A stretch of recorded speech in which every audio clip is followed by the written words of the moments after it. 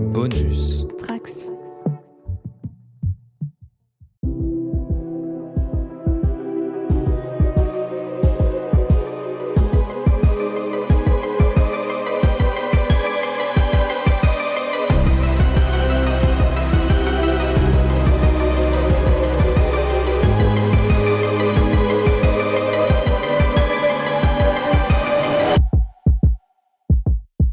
Bonjour à toutes et à tous et bienvenue dans ce nouveau format du festival Court-Métrange. Aujourd'hui, deux teams vont se faire face afin d'explorer les trois grands thèmes de cette 17e édition du festival, à savoir, vous le savez, le diable, les enfers et autres possessions démoniaques. Une émission donc placée sous le signe de la joie de vivre et de la bonne humeur à la sauce Lucifer. Je suis CHP, co-présentateur du podcast Spoilers, et vous le savez, dans notre émission, nous parlons du fantastique, des séries fantastiques et de science-fiction, donc uniquement en série. Et donc, pour l'occasion, on s'est dit que c'était une bonne idée d'inviter, que la team Spoilers invite la team Court-Métrange à venir marcher sur nos plates-bandes. Alors, sans plus attendre, laissez-moi vous présenter ces deux teams, donc les intervenants et intervenantes qui seront à mes côtés pour cette vidéo, à commencer par Cyrielle Dozière. Cyrielle, tu es d'abord diplômée en histoire de l'art et études cinématographiques, pour te présenter un petit peu aux gens. Tu intègres en 2014 l'équipe Court-Métrange en t'occupant entre autres de la programmation et du parcours Métrange, et tu es aujourd'hui la directrice du festival, mais avant tout férue de cinéma de genre et de séries fantastiques, telles que Buffy contre les vampires, au hasard Buffy contre les vampires, si je ne m'abuse, et qui pourrait t'en vouloir, pas chez Spoilers en tout cas. Salut Cyrielle, comment tu vas? Fort bien, dis donc, tu en sais des choses sur moi. J'ai creusé. Vraiment, j'ai bossé mon sujet, histoire de... Voilà, parce que les gens ne savent peut-être pas, surtout pour nous, Spoilers, les gens savent peut-être pas exactement qui on est, donc c'est l'occasion. Tu n'as pas dit que je chaussais du 36, par contre? Non, mais j'ai dû enlever des informations, malheureusement, capitales. J'ai placé Buffy quand même. Voilà, je pense avoir fait le plus important. Pas mal.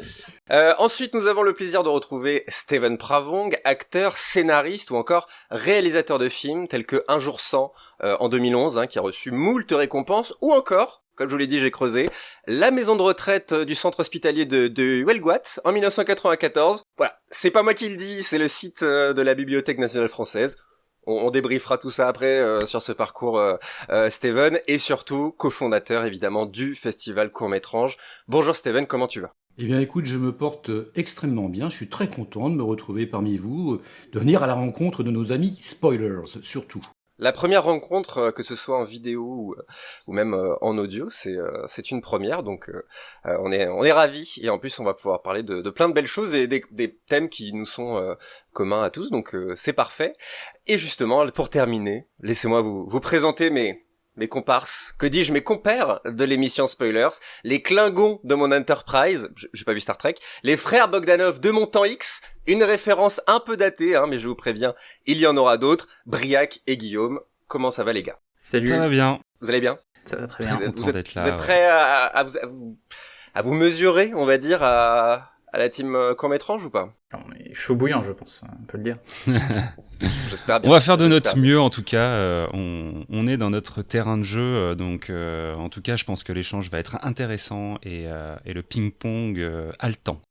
Comme on l'a dit, on est là pour donc explorer les trois thèmes principaux de cette édition. Après, que ce soit dit dès le départ, et clairement, ce sera donc en série, évidemment, mais on va pas faire toutes les séries du thème. On va échanger sur ces sujets-là, on va évidemment pas faire une liste.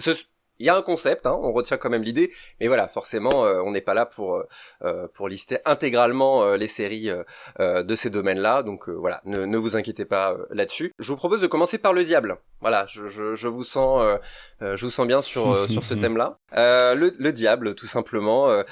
Qui voudrait commencer? Est-ce que Cyrielle, tu voudrais commencer à nous parler de ce thème-là avec une série encore, alors pas Buffy, mais une série qui t'est chère. Oui, bien qu'il y en a à dire dans Buffy contre les vampires sur le diable, mais je vais pas user toutes mes cartouches d'un coup. Je vais essayer de parler d'autre chose. Oui, nous nous sommes souvent délectés, nous, consommateurs de petits et grands écrans et donc de séries sur des productions sérielles qui s'amusaient à représenter la figure énigmatique et pourtant extrêmement représentée qu'est le diable, Lucifer, etc.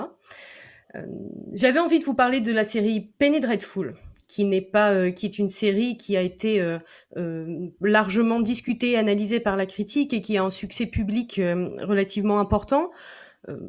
Même plutôt important, et c'est une série moi qui m'a fascinée, donc j'avais envie d'ouvrir le bal avec la représentation que cette série peut proposer du diable, et surtout, et c'est là où ça va être perfide, et je pense que ça va résumer aussi quand même pas mal de choses de nos discussions, c'est-à-dire que le diable n'y est absolument pas représenté comme un animal humanoïde mi-bouc, mi-joli garçon avec des cornes et une peau tout rouge, mais plutôt se retrouve sur un schéma assez métaphorique, et évidemment ils ne sont pas du tout le seul à le faire, un schéma assez métaphorique avec des figures emblématiques qui renvoient surtout à l'immense interrogation humaine et morale du bien contre le mal. Donc je commence par là, j'enfonce une porte ouverte, comme ça on commence dans le bon esprit. Penny Dreadful est une série qui a été produite aux États-Unis, mais dans laquelle nous retrouvons notre très charmante actrice française Eva Green, qui est une fierté nationale, en tout cas pour moi, mais je pense que je ne suis pas la seule. C'est une série qui est créée par John Logan et produite par Sam Mendes, un duo qu'on a déjà retrouvé sur le travail de Skyfall. Un duo relativement intéressant du coup, même très intéressant, qui dépeint une série qui est en fait une trilogie en 3 saisons. Une trilogie en 3 saisons qui se passe dans Londres à la fin du 19e siècle, donc précisément en 1891. La série représente, je vais pas vous faire tout le synopsis des 3 saisons, hein, c'est pas ça l'idée, mais pour resituer un peu, la série propose le personnage de Vanessa Ives, qui est en fait maudite et pourchassée par le diable. Ce qui est intéressant, c'est que dans cette série qui a à l'esthétique, au travail de la photographie et à l'écriture fascinante, c'est que le diable, la figure du diable est représentée sous différents axes, un axe relativement différent sur chacune des 3 saisons et en même temps un axe commun. Je m'explique, Vanessa est pourchassée par Dracula. Vous allez me dire, a priori, c'est pas le diable, ce n'est pas Lucifer, et pourtant, attention, divulgachage extrême, hein, je préfère le dire aux gens qui nous écoutent. Ça y est, c'est l'alerte est lancée, de toute façon. Oui. Voilà. Si vous n'avez pas vu cette série, vous passez d'une minute et vous revenez plus tard. Mais nous, on découvre... Je vous donne pas des informations qui vous gâchera le plaisir de cette série, parce que bien entendu, sa qualité réside dans autre chose que simplement son arc narratif, mais... On découvre assez vite que en fait Dracula est le frère de Lucifer et que quand Lucifer est tombé, il est tombé avec son frangin. Lucifer se bat pour essayer de récupérer l'âme de Vanessa qui, elle, est particulièrement prisée en dehors d'être ravissante, mais ce n'est pas la question. Elle a aussi un certain nombre de pouvoirs psychiques qui ne sont pas surdéveloppés par la série, mais qui admet surtout qu'elle a une ouverture vers l'autre monde, plus importante que les autres êtres humains. Là où Lucifer cherche à corrompre son âme et à lui voler son âme classique pour Lucifer et le diable, Dracula cherche à l'épouser, pour faire aussi la nique à son frangin. Je vous le raconte de façon un peu ironique, mais la série est extrêmement profonde, puisque l'écriture des personnages va très loin. Des personnages très intéressants, puisque Penny Dreadful s'amuse à reconstituer une forme de bestiaire fantastique, avec de très très nombreuses références, et à réécrire l'histoire de beaucoup de personnages mythiques qu'on retrouve dans les univers fantastiques. Donc on retrouve le personnage de Mina Harker de Bram Stoker, donc sur le conte Dracula, mais aussi Frankenstein, et comme Steven me l'a soufflé, mais je vous le dirai pas quand, évidemment le personnage de loup-garou, un personnage de loup-garou qui porte, et on le découvre au fur et à mesure de l'évolution de la série, le nom de Talbot, qui n'est d'autre qu'une référence évidemment au film Le Loup-garou de George Wagner. C'est truffé de références comme ça au fur et à mesure. Une tribu de sorcières dont l'une s'appelle Hécate fait directement référence à Macbeth. On en retrouve partout. Alan Quaterman aussi est présent dans ce film. Donc on retrouve ces personnages qui sont réécrits, qui sont repensés dans un univers du XIXe siècle, donc extrêmement intéressants sur leur écriture et la façon dont les personnages vont évoluer. Au cours des 3 saisons, comme je le disais, le diable est présenté de façon différente, sur un motif différent, donc frangin de Dracula, mais on découvre aussi Dracula dans la première saison, on va redécouvrir un coven de sorcières qui sont à l'ordre du maître, donc de Lucifer, et qui essaye de piéger Vanessa Ives, qui va d'ailleurs réussir à, divulgachage encore, qui va réussir à ne pas se laisser emporter par le mal en détruisant sa propre effigie. Je vous passe toutes les métaphores évidentes et en même temps très profondes que cela représente. Et on le retrouve évidemment dans la 3e et dernière saison, où elle va directement affronter et Lucifer et Dracula. Je vous dis pas jusqu'où on en est, jusqu'où ça va, et si elle s'en sort, ou si elle s'en sort pas, ou si elle gagne, ou si elle gagne pas, vous découvrirez ça en regardant la 3e saison. Donc série particulièrement intéressante, à l'esthétique extrêmement travaillée et très noire, avec non seulement une psychologie de personnages très écrite, et avec des évolutions très intéressantes, mais surtout une mélancolie qui se dégage de cette série, qui moi m'a beaucoup fascinée. Et je tiens à préciser juste un petit clin d'œil sur la séquence de possession démoniaque et d'exorcisme qu'on retrouve dans la première saison, qui fait partie, à mon sens, des plus belles que la production audiovisuelle a réussi à créer. On reviendra du coup aux possessions un petit peu plus tard, mais justement sur la figure du diable, donc dans cette série-là, j'imagine qu'il y a le côté la dualité un peu entre la séduction, l'attirance qui peut provoquer, et cette nécessité d'y résister, quoi. Est-ce que tu nous as fait une liste de quelques monstres, notamment le loup-garou du coup, qui moi m'a fait un petit coup penser à la Ligue des Gentlemen Extraordinaires, hein, je suis obligé de la placer, mais il y a pas de loup-garou je crois dans celle-là, mais voilà, on retrouve un peu cette idée-là, mais du coup dans une représentation qui se veut nouvelle, originale on va dire. Oui, qui est complètement dans la trahison des personnages d'origine que la littérature a créés, mais qui en même temps est bien évidemment un hommage et une réadaptation très forte.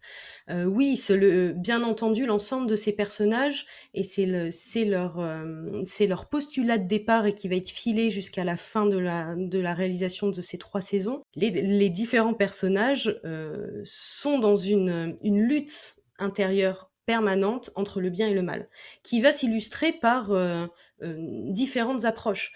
Le docteur Frankenstein va par exemple être fascinant sur c'est un addict, c'est un drogué, mais en dehors de ça, sur sa capacité à recréer la vie, ce qu'il a envie d'en faire.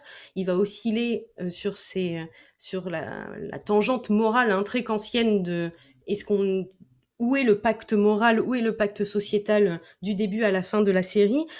Tous les personnages vont comme ça contrebalancer, tous les personnages vont comme ça systématiquement passer d'un bord à l'autre, être des grands défenseurs du mal, mine de rien, par leurs erreurs qui sont extrêmement humaines, et en même temps d'être des grands défenseurs du bien par leur réussite et leur valeur morale, qui va aussi permettre que le monde ne s'effondre pas dans les mains de Lucifer, par exemple. Mais je suis d'accord avec toi, CHP. Effectivement, l'association des personnages, l'association en l'occurrence totalement anachronique, de tous ces personnages-là évoque la Ligue des Gentlemen Extraordinaires, à ceci près que on en offre une vision beaucoup plus mature et beaucoup plus sombre. Et ce sont tous des personnages qui sont frappés à titre individuel d'une malédiction, en fait, qui vont combattre chacun de leur côté tout au long des trois saisons. Qui vont combattre leur monstruosité, quelque part. Leur monstruosité intérieure, leur culpabilité... j'en passe, et d'autres encore, des plus sombres.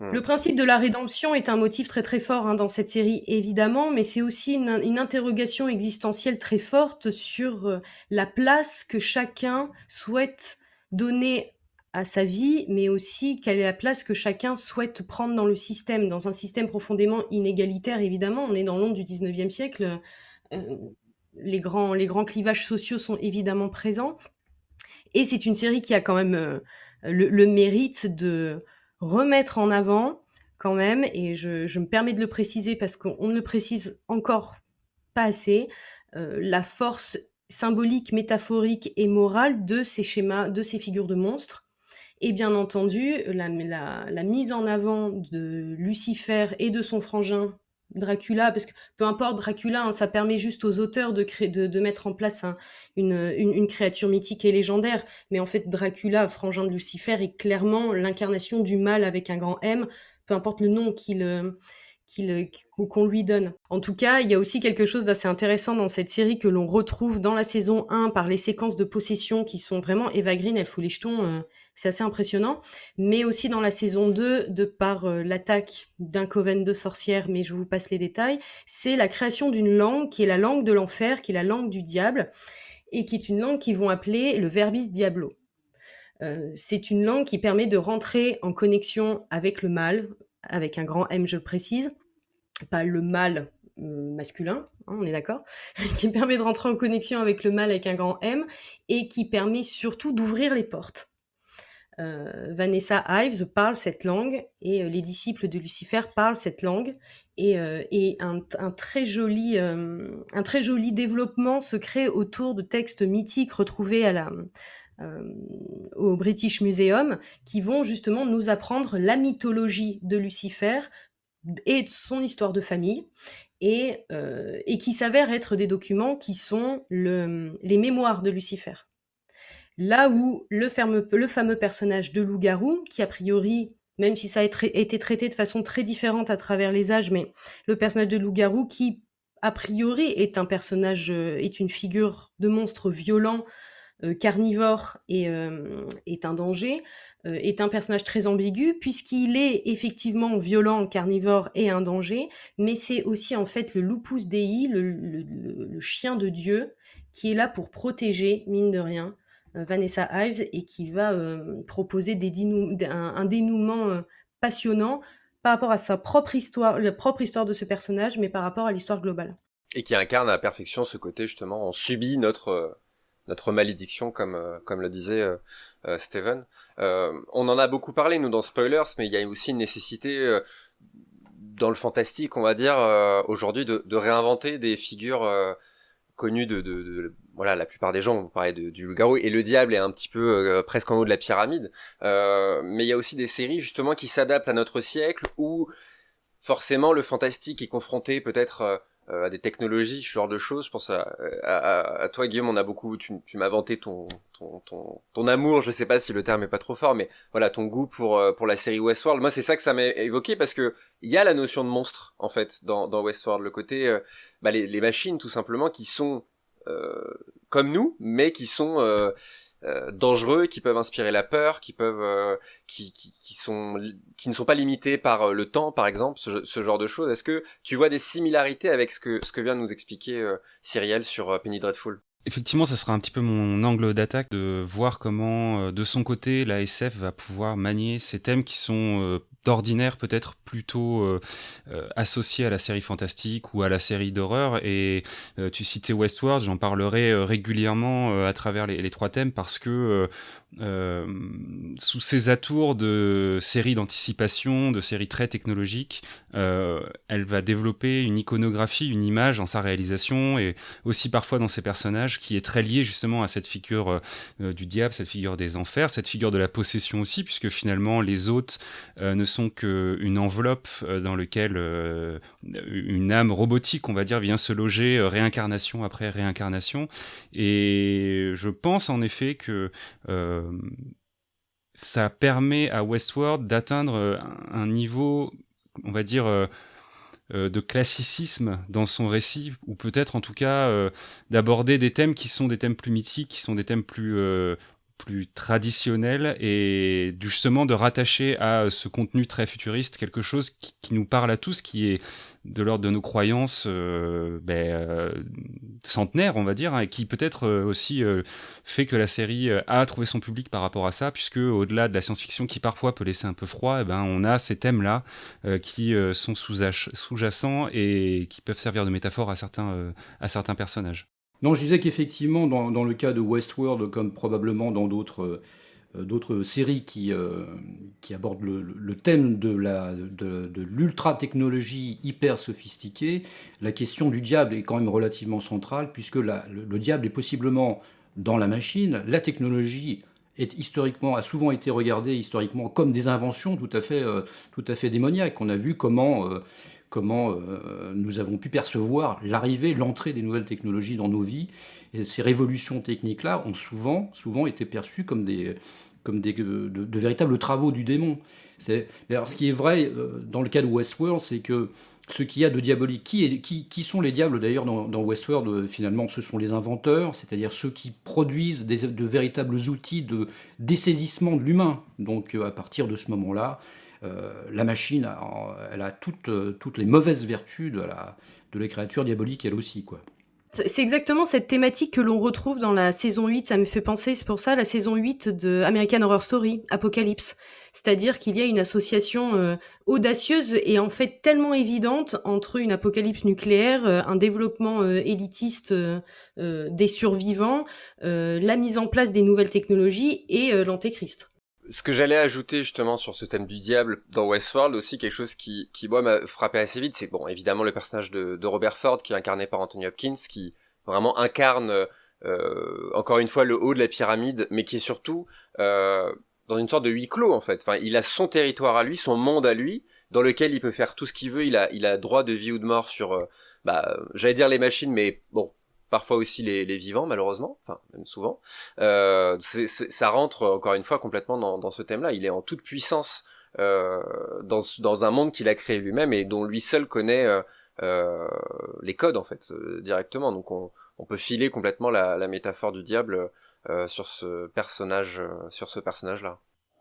Ouais, et puis il y a vraiment cet aspect très ambigu en termes de moralité qui justement est bien caractéristique quelque part du diable aussi, puisque Robert Ford peut être vu comme un créateur de génie, quelqu'un qui a eu le pouvoir de l'imagination et de créer un monde entier, et du coup là de toucher du doigt finalement l'accession à un statut divin presque en fait, hein, clairement c'est le propos en tout cas des premières saisons, et le problème c'est que quand on possède autant de pouvoir et quand on souhaite créer un monde un petit peu à l'image du diable justement de la mythologie, on finit par peut-être pécher par orgueil et chuter justement de ce statut de Dieu pour transformer ce monde en quelque chose de plus infernal, et j'y reviendrai un peu plus tard, mais il y a vraiment cette notion d'ambiguïté, je pense aussi éthique et morale à travers la figure du diable qui, si là où on peut voir Dieu comme quelque chose d'assez unique en termes de direction, on va dire, quelque part, en termes de politique, peut-être, de gestion de tout ça. Le diable, lui, est vraiment ce personnage qui est plus gris et qui, d'ailleurs, est très représentatif des séries de ces 10 dernières années où on est vraiment sur des figures d'anti-héros. D'ailleurs, du coup, on va pas forcément le traiter, mais il y a une série adaptée de comics qui s'appelle Lucifer, qui a vraiment fait du personnage du diable son héros, etc., dont on voit qu'il avance et qu'il il mûrit aussi. Enfin, bref, donc il y a vraiment, l'aspect très gris de ce personnage du diable qui est, je pense, aussi pas mal représenté dans divers héros et anti-héros, voire antagonistes de certaines séries. Ouais. Et Lucifer qui fait du personnage de Lucifer, justement qui joue à fond la carte de la séduction, de la beauté, de tout ça. Donc on est complètement dans ce thème-là. Briac, est-ce que tu as quelque chose à ajouter sur Westworld ? Non, si ce n'est qu'alors moi, par contre, Robert Ford serait moins le diable que la figure du démiurge, si on reste dans de la théologie. Donc c'est plus le créateur du monde, qui peut être ou non malfaisant ou maléfique en fonction je sais pas, par exemple, si on est gnostique ou si on est platonicien, etc. Mais pas forcément un personnage malfaisant. Puis d'ailleurs, la série est assez ambiguë et finalement montre qu'il ne l'est pas plus que ça. Par rapport à d'autres personnages. Un personnage diabolique, ce serait plus l'homme en noir pour moi. Diabolique dans ce sens-là, oui, d'accord. Pas au sens... Comme figure du diable, en fait, dans Westworld, ce serait plutôt ce personnage-là que Robert Ford. Mais objectivement, dangereux, mauvais, oui. Qui tue des gens directement. Alors, c'est là où je veux leur dire. Plutôt chaotique que neutre, en tout cas, quoi. Oui, voilà. C'est ça, exactement. Il y avait d'autres séries, peut-être, Guillaume, sur ce thème-là, qui t'inspiraient sur le diable, ou justement pour continuer un petit peu sur ce côté technologique. Je suis parti en anglais d'un coup, mais non, mais oui. sur tout ça, dans des séries modernes, peut-être. On glissera une piste des Daft Punk à ce moment de la vidéo. Ouais, donc ce thème de la SF, effectivement, ça m'a fait un petit peu cogiter, parce que j'ai tout de suite eu une image en tête quand on a parlé de ce thème de la rencontre avec le diable, et qui se situait plutôt dans une série on va dire de type anticipation ou de type science-fiction. Donc science-fiction, hein, je reprécise pour enfoncer les portes ouvertes, c'est ce genre qui décrit un état futur du monde, qui extrapole des données scientifiques ou technologiques, voilà. Et on se rend compte, comme on l'a un tout petit peu évoqué déjà, que le diable, il est souvent aussi utilisé comme archétype dans ces séries de science-fiction-là. Et parce que déjà, cette figure du diable, on la retrouve juste dans 2 clichés pour moi de la SF, qui est, Briac citait le terme à l'instant, qui est le scientifique démiurge, donc qui va créer des mondes comme ça, et d'un premier côté, et de l'autre côté, plutôt l'évolution technologique en elle-même, qu'elle soit matérielle ou à travers des machines extraordinaires, qui du coup pose des questions philosophiques, éthiques sur notamment par exemple l'intelligence artificielle, on le citait vis-à-vis de Westworld. Et je trouve ça intéressant de voir que finalement aussi la figure du diable a beaucoup de moments dans la mythologie religieuse, on va dire, que ça soit au moment de la Genèse avec le serpent qui est vu comme celui qui a tenté Adam et Ève avec le fruit de la connaissance et qui a du coup provoqué la sortie d'Adam et Ève du jardin d'Éden, était déjà en rapport avec cet aspect justement très de la connaissance, quoi, du pouvoir de la connaissance. Que un peu plus tard, le diable était souvent vu comme du coup un ange déchu, un ange rebelle qui se voulait être l'égal de Dieu et qui du coup descendait un peu de son piédestal, qui était chassé pour faute d'orgueil, et puis aussi de se rendre compte que pour le détail entre guillemets, dans le conte allemand qui porte le même nom, Faust est un savant désabusé qui du coup contracte un pacte avec le diable en échange d'une vie de plaisir. Donc il y a comme ça à chaque fois, comme le disait très bien Steven, cette accointance entre la figure du diable et puis la notion de, en tout cas, d'avancée technologique, de science, de savoir technologique. Et donc c'est intéressant de voir comment cette figure elle a évolué jusqu'à nous en fait, et de voir que cette figure du savant, elle est souvent, c'est souvent un cliché, notamment de littérature pop, de récits d'espionnage ou encore du genre très codifié et très en vogue aujourd'hui, du genre super-héroïque, où on a souvent comme antagoniste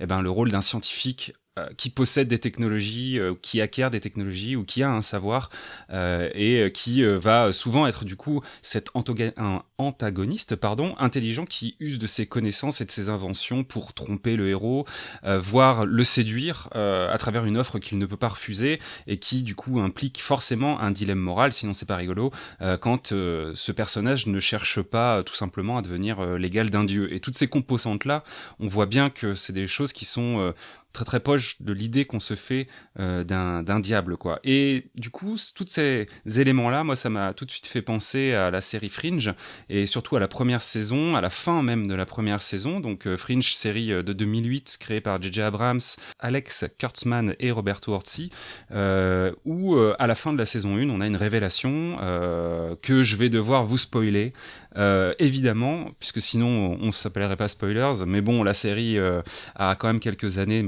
derrière elle, donc voilà, je pense pas que ça fera du mal, ça donnera peut-être même envie de regarder la série, et donc qui met en scène l'agent Olivia Dunham, l'agent du FBI, qui est incarné par Anna Torv, sur la piste de phénomènes extraordinaires qui semblent tous reliés et tous d'origine technologique, et donc dans lequel cette figure du savant que l'on pourrait juger diabolique, puisque à chaque fois finalement la technologie aboutit à des résultats qui sont pour le moins horrifiques, est représenté par William Bell, le dirigeant de la firme Massive Dynamics, et antagoniste de l'ombre de la première saison, puisqu'on ne le voit jamais, on ne fait que en entendre reparler, ce qui est aussi un des critères finalement du diable quelque part, d'avoir des émissaires comme ça postés aux alentours, à plein de moments du récit, mais qui ne sera jamais vraiment montré. Et c'est vrai que la première saison de Fringe joue beaucoup sur cette notion-là, jusqu'à ce premier épisode, et d'ailleurs on peut y voir un petit parallèle pour la parenthèse avec la série Lost, qui se terminait aussi sur une révélation des personnages qui là peut-être faisait plus penser quelque part à l'ouverture de la boîte de Pandore, si on reste dans la mythologie, dans les mythes, et qui nous laissait vraiment sur notre faim. Et là on sent que sur Fringe, puisqu'on a aussi à l'origine J.J. Abrams, quelque chose qui va donner un petit peu plus de biscuit, on va dire, aux fans de la série avec la révélation de pied en cap de cet antagoniste William Bell. Et du coup, quand on observe un peu la mise en scène de cette scène, qui est littéralement à peine les 10 minutes de la dernière saison, de la première saison, on se rend compte que la mise en scène de tout ça est vraiment très intéressante par rapport à cette notion de la rencontre avec le diable, puisque déjà, pour commencer, Olivia, elle va devoir emprunter un passage vers un autre plan, aussi bien physique, puisqu'elle emprunte un ascenseur pour rejoindre William Bell. D'ailleurs, c'est intéressant de voir que cet ascenseur descend et ne monte pas. Il descend dans les entrailles de cet endroit dans lequel on est et qu'on ne sait pas encore quelle est sa nature. Et un autre plan, celui-là, métaphysique, puisque, et c'est là où je vais devoir spoiler, William Bell se situe dans une réalité alternative qui n'est autre que les tours du World Trade Center qui, dans cet univers parallèle, n'ont pas été détruites, ce qui rajoute un caractère presque d'ailleurs blasphématoire en fait à cette scène, puisque on est 8 ans après les événements du World Trade Center. Ça reste quelque chose qui est relativement qui est difficile pour les Américains, et faire ce choix-là dans la série montre bien que voilà, il y avait quelque chose de l'ordre du diabolique entre guillemets qui voulait être montré dans cette série, peut-être pour se le réapproprier aussi. Ça, c'est une autre analyse qu'on pourrait faire dans un autre sujet, mais voilà.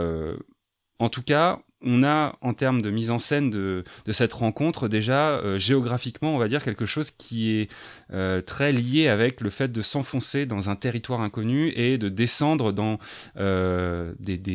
des niveaux comme les cercles de l'enfer, quelque part. Et l'apparition de Belle en elle-même, elle présente aussi des symboles qui renforcent cet aspect-là, en tout cas moi je trouve, puisque de son entrée dans son bureau, faite dans l'ombre, dans lequel on ne voit dans ses mains qu'une pochette dont le cuir est un cuir de reptile, de serpent peut-être même, qui entoure cette pochette, jusqu'à la révélation de son interprète, donc qui est Leonard Nimoy, l'interprète de Spock dans la série originale Star Trek. Depuis l'ombre, avec cette phrase, j'ai attendu longtemps ce moment, qui est quand même une phrase ultra cliché du méchant, entre guillemets, qui va se révéler, qui est vraiment avec un chat, tu vois, dans les mains comme ça. Je vous attendais, exactement. Monsieur Bond. C'est exactement ça, à la lumière et à son attitude super charmante, puisque c'est un peu le twist aussi de cette fin de scène, c'est que William Bell, là où on l'a montré comme étant un peu celui qui a créé toutes ces situations relativement horrifiques via la technologie, se montre comme quelqu'un de très charmant, de très charmeur, qui rejoint encore là aussi la figure du diable séducteur. Tout ça fait que on a quelque chose qui, pour moi, m'a évoqué, quand on a parlé de la rencontre avec le diable, quelque chose de très cohérent, et en tout cas je pense voulu de la part des créateurs, surtout qu'à la fin donc il y a ce twist qui dézoome le plan pour révéler les World Trade Center, et c'est là où aussi, alors peut-être que c'est une erreur, ou peut-être que c'est justement la fin de ce twist vis-à-vis de William Bell, dont on va se rendre compte plus tard qu'il n'est pas vraiment un antagoniste, ou qu'en tout cas selon les versions il peut se montrer plus ou moins coopératif. C'est qu'on a pris l'ascenseur pour descendre des niveaux, mais pourtant quand on recule on est en haut des World Trade Center, donc dans quelque chose de plutôt aérien et de plutôt peut-être céleste. Donc voilà, moi ça m'a un petit peu fait penser à cette scène-là et à cette figure comme ça du savant, du génie qui quelque part a les critères du diable. Ça me fait penser aussi, si on peut citer rapidement quelques autres exemples, mais au personnage de Lady Trieux dans Watchmen, la série de Damon Lindelof dans HBO, où on a très clairement son introduction dans une scène où très faustienne, où face à un couple de fermiers, elle va leur faire une proposition qu'ils ne pourront pas refuser. Et pour cause, vous regarderez la série pour comprendre, mais ils peuvent clairement pas refuser cette proposition. Donc voilà, il y a plusieurs comme ça grandes figures d'antagonistes, ou en tout cas de personnes plutôt moins grises, que l'on peut rapprocher de la figure du diable. Et de l'autre côté, du côté technologique, et on va retourner justement pour conclure sur la série Westworld, on peut avoir aussi des choses qui se rapprochent de ça, avec l'émanation d'une figure diabolique. Et là, je pense plutôt à l'intelligence artificielle de la saison 3 de Westworld, Rehoboam, donc, qui est cité en référence à un roi qui provoqua un schisme dans le royaume d'Israël, donc une séparation entre deux mondes, et qui peut clairement être identifiée comme une figure, on va dire, quasiment divine, dans le sens où elle permet aux hommes de prédire l'avenir, tout en faisant perdre justement à ces hommes en faisant ce choix leur libre arbitre, puisque ils se transforment en gros, on avance dans un monde où tout est déjà prévu et donc la liberté n'existe plus, mais en échange de quoi on a la sécurité, on a un monde qui serait censé être un monde meilleur. Et là aussi, encore une fois, on a à travers cette fois une entité purement technologique, cette notion de pacte faustien, de pacte avec le diable, et voilà. Donc voilà, je trouve que dans la SF, en tout cas, qu'elle soit humaine ou technologique, la rencontre diabolique, elle est assez présente. Et comme tu l'as cité encore une fois, Seven, tout à l'heure, elle fait partie presque inhérente, de toute façon, de ce rapport que l'on a à la technologie depuis maintenant des millénaires presque. Hein. Bien sûr. Et le personnage de Lady Trieux, tu as terminé là-dessus, qui est hyper intéressant, juste parce que ce que tu as dit est intéressant sur la manière dont tu l'as dit, sur l'offre qu'ils ne peuvent pas refuser quand tu parles du fermier et de la fermière. Si les gens qui regardent cette vidéo n'ont pas vu Watchmen, parce que cette phrase me fait penser au Parrain, où une offre qu'on peut pas refuser, c'est que il va vous tuer directement derrière. Que là, pas du tout. Au contraire, c'est une offre que seul le diable peut leur faire, parce que on est presque sur du surnaturel dans l'offre qui, Trieux leur propose quelque chose que personne d'autre ne peut leur offrir, et qu'ils désirent énormément, mais en échange de leur éthique, on va dire, pour faire simple. De toute façon, regardez Watchmen si ce n'est pas déjà fait. C'est encore une fois, faites-vous une petite liste à côté de cette vidéo, vous marquez les idées. Là, vous avez pour l'instant des séries plutôt célèbre, mais je pense assez représentative. Je vous propose de terminer par la série que nous a préparé Briac, qui est une série que je n'ai pas vue du tout. Fringe, j'avais vu pour le coup, Guillaume. Celle-là, et c'est pas du tout la moins célèbre, je pense, qu'on va pouvoir citer dans cette vidéo, mais qui est hyper représentatif, n'est-ce pas, Briac, de notre thème. De quelle série est-ce qu'il s'agit? Tout à fait. Alors moi, je vais vous parler de Millennium. Donc Millennium, série créée par Chris Carter, le créateur d'X-Files, pour la Fox en 1996. Et donc il y a vraiment un lien fort avec X-Files, aussi bien donc, entre les deux séries, parce qu'il va y avoir des petites connexions qui vont se faire, des personnages qui vont aller de l'une à l'autre, et aussi parce que c'est quasiment la même équipe qui s'occupe des deux.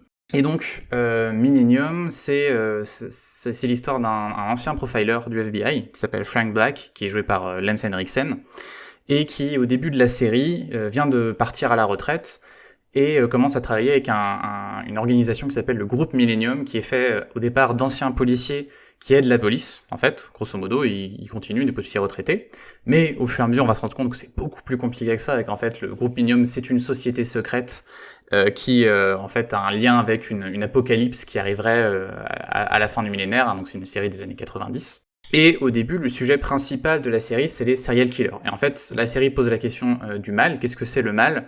À travers ceci, à travers les serial killers qu'on va voir pendant la première saison. Parce qu'il faut savoir que Frank Black, en fait, lui, il a la particularité d'être doué d'une empathie surnaturelle, c'est-à-dire qu'en fait, il peut se mettre à la place des serial killers, quoi. Il peut voir à travers leurs yeux, et c'est vraiment au début le cœur de la série. C'est l'idée qu'en fait, pour comprendre le phénomène des serial killers, et donc cette expression du mal moderne, il va falloir en étudier les causes, le contexte, l'environnement, et se mettre à leur place. Il faut pas les rejeter, en fait, faut essayer de comprendre. Et c'est le côté un peu malsain de la série au départ pour le spectateur, c'est qu'on va te demander d'avoir de l'empathie pour ces tueurs que tu vois faire des choses horribles. Et c'est comme ça que la série fonctionne.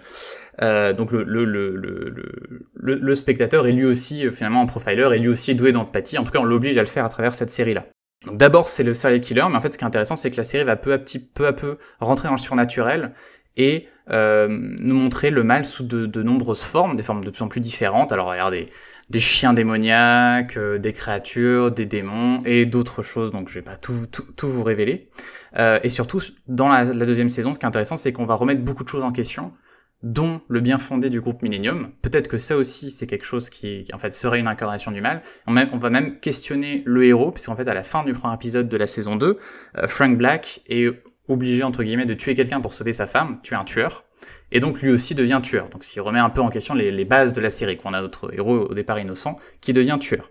Et donc la série nous fait faire face au mal à travers ses multiples déclinaisons, et donc déjà ceux qui rencontrent le mal dans Millennium, c'est les spectateurs à chaque épisode, chaque saison, qui se confrontent à des déclinaisons du mal et du diable finalement.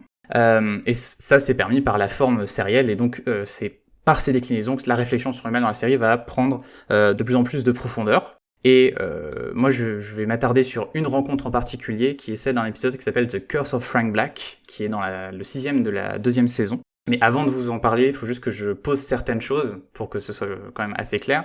Et il faut savoir que là où je vous ai parlé du mal, à l'inverse, il y a une représentation du bien dans la série qui, en fait, est incarnée par la femme et la fille de Frank Black, donc sa famille, et l'endroit où ils vivent. Ils emménagent au début de la série. C'est une magnifique maison jaune dans une banlieue américaine. Et c'est l'incarnation de l'espoir, le symbole de l'espoir dans Millennium. Or, celui-ci déjà a été corrompu pendant la première saison, dans un épisode qui s'appelle Lamentations, qui est un des premiers à introduire le surnaturel dans la série. Et en fait, il y a un personnage qui apparaît, qui s'appelle Lucy Butler, qui est une femme qui qui est femme mais qui peut se transformer en homme, et surtout, par moment, la mise en scène nous révèle qu'elle a une vraie forme monstrueuse et qu'en fait, on est probablement face à un démon. Et Lucy Butler assassine dans la cave de la maison des Black un des meilleurs amis de Frank, un policier qui s'appelle Bob Bletcher, et à partir de là, déjà, on sent qu'il y a quelque chose qui va mal tourner pour Frank Black, parce que voilà, il perd son meilleur ami, en plus dans cet endroit qui est censé être l'endroit qui le protège du mal. Ça va revenir par la suite. Et donc, dans The Curse of Frank Black, on a un épisode qui se passe à Halloween, qui est un épisode dans lequel on parle assez peu, c'est très visuel, donc c'est pas toujours facile de vous le résumer de manière assez intéressante, je vais essayer d'aller assez vite. Et en fait, dans celui-ci, Frank, qui s'est séparé avec sa femme après, justement, je vous disais qu'il a tué quelqu'un, il a été obligé de tuer quelqu'un, mais sa femme, ça l'a trop choqué, donc ils sont séparés pour le moment de la saison 2. Frank est en train d'accompagner sa fille qui fait le tour des maisons pour Halloween, et il commence à avoir des espèces de visions, et il voit souvent, genre au fond d'une rue ou à une fenêtre, le diable en fait. Donc vraiment, mais genre représenté clairement quoi, avec en rouge, avec des ailes, avec des cornes, une figure de démon, qui est en plus très bien faite parce que c'est toujours des plans très furtifs. Et vous savez, il regarde, puis il re-regarde et déjà ça a disparu. Et c'est un costume qui est à la limite du ridicule, mais qui du coup le rend très malsain. Il y a vraiment un côté inquiétant quand on regarde cet épisode-là. Et Frank, après avoir déposé sa fille, va passer une très mauvaise soirée, parce qu'en plus, il y a plein tout se met à faire, il y a des pannes autour de lui tout le temps, genre son autoradio marche plus, sa voiture est en panne, etc. Et à cause de la panne de sa voiture, il va se retrouver dans son ancien quartier, et face à la Maison Jaune. Donc il se retrouve face à tout ce qu'il a perdu à ce moment de la saison, donc sa famille, l'espoir, etc. Et il se rend compte en plus que maintenant c'est un endroit où vont les jeunes pour se faire peur, et il surprend un groupe de jeunes en train de raconter l'histoire de la mort de son ami, et dire que maintenant Frank Black est hanté par son fantôme, etc. Il se demande même s'il va rencontrer le fantôme de son ami, et finalement ça déclenche un flashback en fait de lui quand il était enfant à Halloween, et que dans son quartier en fait il y avait un paria, un mec complètement isolé qui était un vétéran de la Seconde Guerre mondiale, qu'il était allé le rencontrer un jour à Halloween, et que ce mec-là qui était à moitié alcoolique lui disait « Est-ce que tu sais qu'à Halloween c'est le jour où on rencontre les morts ?» les fantômes, et que lui il aurait bien aimé peut-être que ses amis vétérans qu'il a perdus pendant la guerre viennent le rencontrer. Ce à quoi Frank, quand il était jeune, lui a dit les fantômes n'existent pas, et ça avait choqué le gars. Et finalement on a un deuxième flashback qui nous montre que cet homme s'est suicidé, et qu'il y avait beaucoup de rumeurs sur lui, peut-être que c'était un espion communiste, on ne sait pas. Et donc Frank se rappelle ce personnage-là, et ça le mène en fait on sent qu'il s'interroge sur lui-même et à rejeter un peu tout ce qu'il a vécu, et il commence à jeter comme des enfants, vous savez, font Halloween, il jette des œufs sur sa maison, donc son ancien rêve. Et on voit en plus que quand les œufs font des impacts sur la maison, ils prennent la forme du démon qui le suit en fait depuis le début de la soirée. Donc tout monte en puissance jusque-là, et en fait il va se retrouver chez lui, entendre du bruit au grenier, monter au grenier, et là il y a le fantôme de cet ancien voisin qui vient le voir, et qui lui dit déjà t'es devenu comme moi, t'es devenu un paria, parce que pareil t'es une légende urbaine par rapport aux jeunes et tout, enfin t'es en train de gâcher ta vie, t'es en train de tout perdre, et moi ce que je vais te proposer c'est qu'en fait tu vas arrêter d'enquêter sur le mal, tu vas arrêter le combat, tu vas retourner vers ta famille, tu vas rentrer dans ta maison jaune, et on va te laisser tranquille. Il faut juste que t'arrêtes tout ça, t'arrêtes d'enquêter, t'arrêtes tout. Et on lui dit qu'en fait, le diable est en train de le suivre de plus en plus près, parce qu'il sait ce qu'il est en train de faire, et que de toute façon il va gagner, donc ça sert à rien de faire ce combat-là. Et tout l'enjeu de la fin de cet épisode, c'est que va faire Frank Black, maintenant qu'il a cette information, et qu'on nous a rappelé à quel point, là, il avait chuté dans sa vie. Il est complètement seul. Est-ce qu'il va finir comme cet ancien voisin? Est-ce qu'il va se suicider maintenant qu'il a tout perdu? Et finalement, la fin de l'épisode, c'est une scène assez forte où il va retourner devant son ancienne maison le matin. Il va regarder l'impact, vous savez, de cet œuf qu'il avait lancé, je vous disais, sur sa propre maison. Et il va commencer à l'éponger, et en fait, il y a un plan assez impressionnant où on regarde à travers la maison, et on voit que le diable est juste derrière la fenêtre, à le regarder. Et Frank continue à le regarder, le diable disparaît et il continue à éponger, et il reste imperturbable. Et je trouve du coup que cette rencontre avec le diable, qui est donc une parmi d'autres dans cette série, hein, là on a eu les serial killers, on a eu d'autres incarnations, on a l'incarnation ultime, est hyper forte parce que on a l'essentiel de Millennium qui est résumé ici, et le personnage de Frank Black, son espèce de sacerdoce, qui est que il est en train de tout perdre dans son combat contre le mal, il va devoir sacrifier son bonheur, mais il décide de continuer à le sacrifier, de continuer à sacrifier son propre bonheur, parce que même si le mal va triompher, il a un travail qu'il doit faire, et c'est cette compréhension du mal. Et donc c'est le retournement d'une rencontre faustienne, c'est un refus du pacte en fait. On nous montre toutes les raisons qui pourraient le pousser à le faire, et finalement il va continuer son travail. Et donc c'est intéressant parce que c'est tous les enjeux de cette série qui n'est que rencontre du diable, résumé en 40 minutes, et c'est peut-être la plus fascinante de la série. Et donc c'est pour ça que tout de suite rencontre du diable, j'ai pensé à cet épisode de Millennium. Ce qui est assez intéressant parce que dans la conclusion de la série Penetrateful dont on parlait tout à l'heure, on a un travail sur le même motif. Ce qui est effectivement, attends, je le redis, attention, divulgachage, mais le personnage de Vanessa Ives va céder au mal, au diable, de devenir la femme de Dracula, voilà, la femme du mal. Et on a cette acceptation de je me soumets au mal et tant pis pour le reste. Là où, dans la saison 2 de la dite série, on a justement exactement ce dont tu parlais, Briac, c'est-à-dire cette inversion du pacte faustien, où justement Lucifer va montrer à Vanessa Ives comment le bonheur qu'elle pourrait atteindre, de quoi pourrait être fait sa vie si seulement elle arrêtait de lutter. Et effectivement, le personnage va décider de continuer à lutter et de tirer un trait définitif sur le bonheur de sa vie humaine pour accéder à des valeurs plus grandes, pour des schémas d'ascèse, pour sauver le monde, tout ce qu'on veut, pour diminuer le propos. Mais on a exactement ce type de motif qui en fait est assez souvent traité, hein. On le retrouve aussi, on le retrouve dans beaucoup de représentations du diable, notamment au cinéma, hein. Je pense à l'Associé du diable, par exemple, qui renvoie aussi à une autre grande figure du diable, c'est-à-dire, tu parlais, Guillaume, tout à l'heure du diable représenté par celui qui possède le savoir, l'avancement technologique. On a aussi le même type de figure travaillé, c'est exactement le même type de motif, mais travaillé avec juste une petite rotation, qui est le diable représenté par celui qui tient le pouvoir, voire l'argent. Ce qu'on retrouve dans l'Associé du diable, par exemple, pour parler de cinéma, mais ce qu'on retrouve tout bêtement dans la série Lucifer, qui a un succès assez important en ce moment, dont tu parlais aussi, Guillaume, avec ces personnages de dandy extrêmement séduisants, qui, là, je crois que le personnage de Lucifer dans cette série détient un nightclub, une boîte de nuit, mais on le retrouve dans l'Associé du diable avec la question de l'avocat, on le retrouve dans des séries comme une série qui s'appelait 666 Park Avenue, où on retrouve ce type de motif schématiquement de celui qui a le pouvoir sur la société et qui en fait incarne le mal, ce qui en dit long, hein, sur la glorification ou pas du système capitaliste, etc. Tout ça ne sont que des déclinaisons, hein, du diable. On n'aura pas évidemment le temps de toutes les lister. On a déjà des exemples.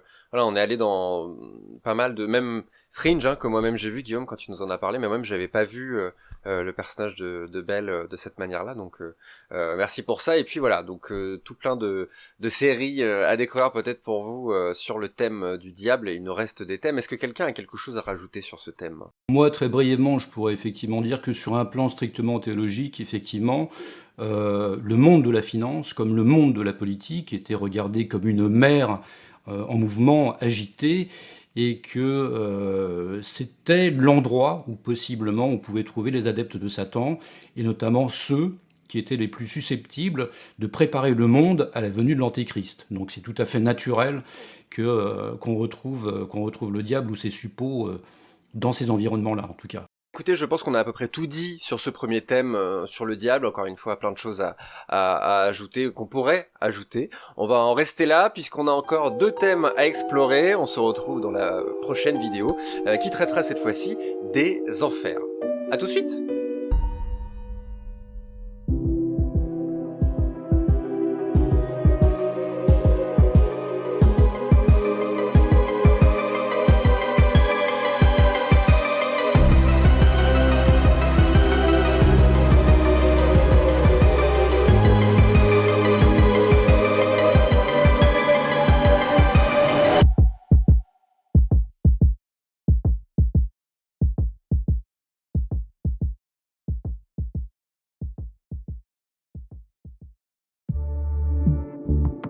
Bonus. Trax.